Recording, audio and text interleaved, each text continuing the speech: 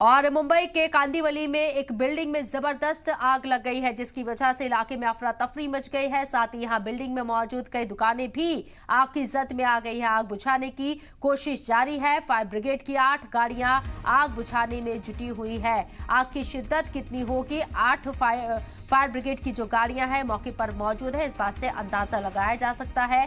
मुंबई के कांदिवली में एक बिल्डिंग में जबरदस्त आग लगी है, जिसकी वजह से इलाके में अफरा तफरी मची हुई है। साथ ही यहां बिल्डिंग में मौजूद कई दुकानों में भी आग लग गई है और कई दुकानें यहां आग की जद में आ गई। तस्वीर आप देखिए, बहुत शदीद ये आग है और जबरदस्त ये आग लगी है। धुएं का गुबार, आग की लपटें इस बात की तस्दीक कर रही है। अफरा तफरी का माहौल।